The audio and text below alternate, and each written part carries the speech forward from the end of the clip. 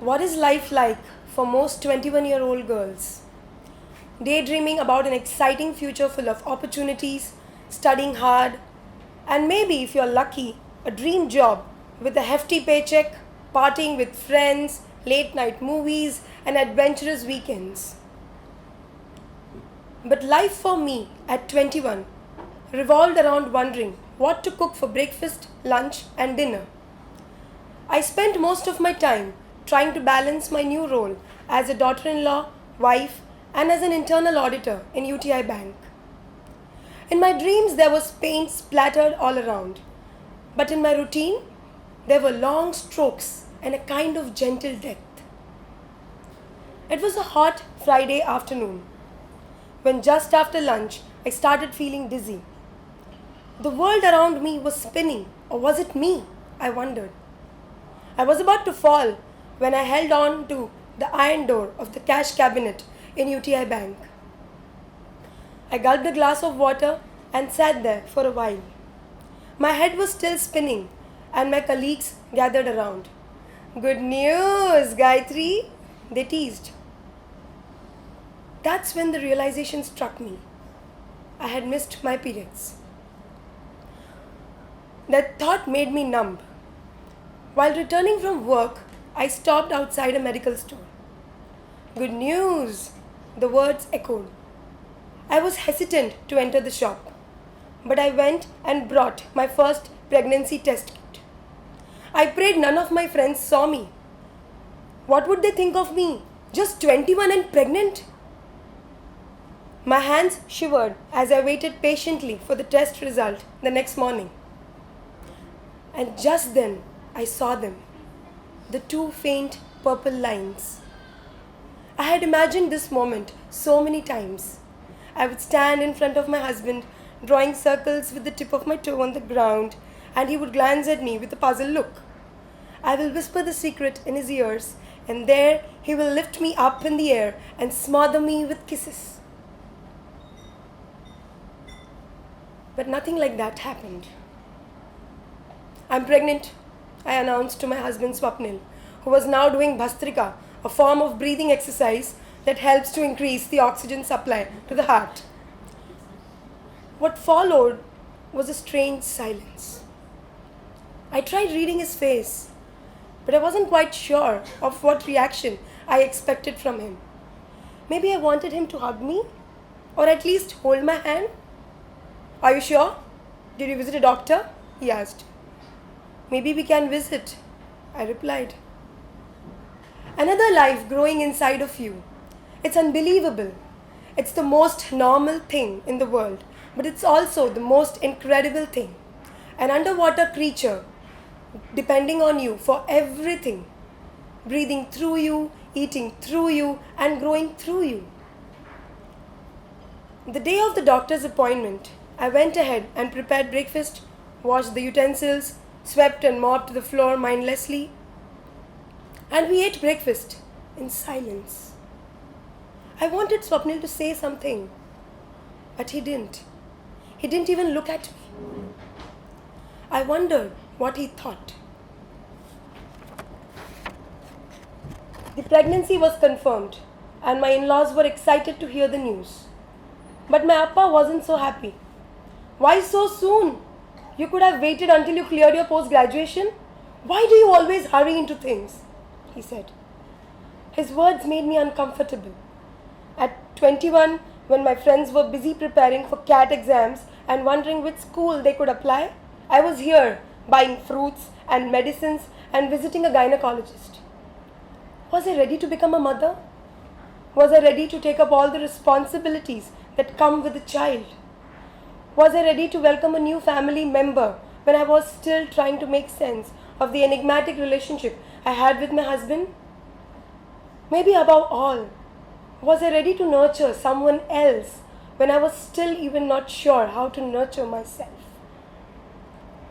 These questions plagued my mind, and as days passed, I started staying away from everyone, especially Swapnil. I kept myself busy in the kitchen, scrubbing the tiles and the kitchen sink until he went to sleep. I got up early in the morning and left for work. In my office, I sat in one corner, where there was no mobile network, so I couldn't attend his phone calls. Slowly, as the weeks progressed, the morning sickness started to show in the form of nausea and dizziness. I struggled to wake up early in the morning. My mother in law had taken up the responsibilities of the kitchen, and I was thankful for that. However, I wasn't ready to confront my husband yet. "How are you feeling?" He tried to strike up a conversation with me after 2 long weeks. "How does that even matter to you?" I replied as I threw the pillows on one corner of the bed. "For once, can you speak properly, Gayatri?" he asked. I don't know what came over me at that moment. I grabbed a pillow and threw it on his direction and yelled, "You are responsible for what I'm going through right now. I don't feel like eating, sleeping, and I feel weak the whole day. I can't concentrate on my work. My life and career is finished." He stood there, staring at me while I continued. "My friends are busy studying on the weekends, and here I am visiting the doctor and preparing to welcome a child that I didn't want." "What?" he asked, his voice full of shock and surprise. There, I had finally said it. I didn't want this child. "Listen," I tried to explain myself, but he left the room and banged the door on my face. He refused to accompany me to the doctor the next day, and I didn't argue. It was my first ultrasound at Dr. Krishna Kumar's nursing home. The assistant doctor applied some gel-like sticky substance just below my abdomen and pressed the scanner over the gel. He pressed it down until the uterus and kept moving the scanner, and that's when I saw a small peanut-shaped image on the screen. "My baby?" I asked. He didn't reply. He just looked at the screen. He asked me to wait while he discussed something with the main doctor. I checked my mobile with a feeble hope to get a call or message from Swapnil, but nothing.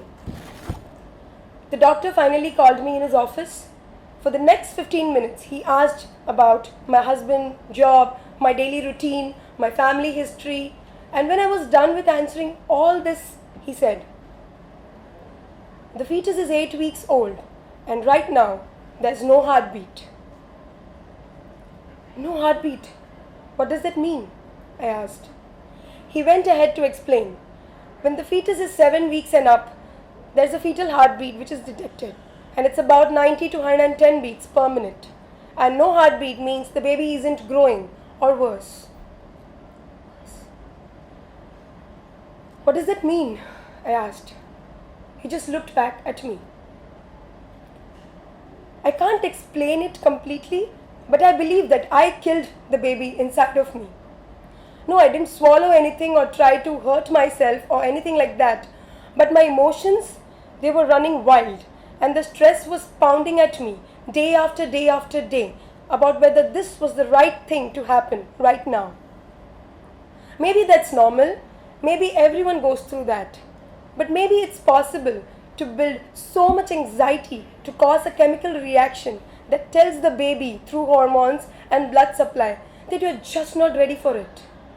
Maybe your subconscious mind can cut the cord without you actually cutting the cord. I waited as the doctor continued. I don't remember all of what he said, but he told me that the fetus wouldn't make it. I wanted to yell at him and say, "It's not a fetus, it's my baby." He said I could wait for 2 or 3 days so the miscarriage happened naturally, or perform a DNC, a medical term to abort a child. To say that night was difficult for me is an incredible understatement. I lay on the bed wondering if I should go ahead with the abortion. Wait, it's not an abortion, it's a procedure. It's a medical way of terminating the pregnancy which isn't viable. I still remember what the nurse had said. "It's a good indication, madam. What if the baby is stillborn or is born with some physical or mental disability?" Yes, she was right. I wouldn't have had the strength to face a situation like that. Imagine raising a baby without normal mental and physical abilities. I'm embarrassed to say that thought sent shivers down my spine. We waited for 2 days. Nothing happened. No bleeding, no cramps, no nausea. I was admitted on 28th June 2005, morning 8 a.m. in the hospital for the abortion. Sorry, DNC. My hands shivered as I popped the pill that the nurse gave me. I was scared by the mere thought of a surgery. I had heard stories of women who had reaction to anesthesia. Worse, what if I never got pregnant again? What if I died in that procedure? I remember the countless Bollywood movies where I saw the mother die while giving birth or while getting operated. I expected a miracle to happen, just like in those devotional movies where the mother prays for the dead child and miraculously the child regains his consciousness. But nothing like that happened. Tears started flowing just before the anesthetist was ready. "Don't worry, you'll be fine," he said. I closed my eyes and a strange sensation passed through my body. Every part of it was numb. Under anesthesia, time goes by like that. You don't even notice that you've been asleep. "Get up, madam, Gayatri ji, get up," was the next voice I heard. It was the nurse. I woke up, my head still dizzy. The feeling of nausea returned and I wondered if I was still carrying my fetus, my baby. I threw up immediately on the floor. I could see the look of disgust on my in-laws and my husband's face. Just a few days ago, they were celebrating and happy and excited. And today, they were seeing all this unfold. After a few hours, I returned home. As I lay there on the bed, thinking and replaying the last 8 weeks over and over again, my eyes filled up with tears, emptied themselves, and then filled up again. The world around me commented, "You didn't want the baby, so why cry now? You never took care of yourself in the past 2 months. Why get pregnant in the first place?" There are a million women who desperately want a baby. And look at you. You couldn't take care of the most precious gift that there is. Each comment pricked my soul, pushing me into a deep hole, a hole from where I didn't want to return. I didn't want to get out of bed and face the world that kept questioning me. And when I did get out and saw pregnant women, the strong stab of guilt made me weak. In the eyes of the society, I had committed a crime, a sin of aborting a child. No fancy medical term could hide the fact of what it was. I could have waited, and maybe the baby would have grown somehow. But who could guarantee the future? I think about my baby that never was my baby. I think about what her hair would have been like, or what his eyes would have looked like, how her skin would have felt, how his little toes and fingers would help him explore the world. 2 months later, I received the news of my elder sister Vidya's pregnancy. And somewhere I thought, through her child, I was going to see my unborn child. Throughout my sister's pregnancy, I spoke to her child as if it was mine. I would put my ear to her stomach and tell stories of my childhood, the bond that his mother and I shared. How eager I was to hold him in my arms. At times I told him jokes and laughed, and on some days I sang songs and nursery rhymes. My sister thought I was crazy, but even today I share an inexplicable relationship with my nephew. Abortion, miscarriage, these are topics which are not openly spoken in Indian households. Whenever something like this happens, the blame is usually shifted on the woman, and she leads her life under the weight of this guilt that she killed her child. I wanted to tell this story to reach out to families and women who might have gone through or are going through something like this right now. In sharing my story, I want to make sense of what happened to me. I want to find a way to forgive myself. Thank you.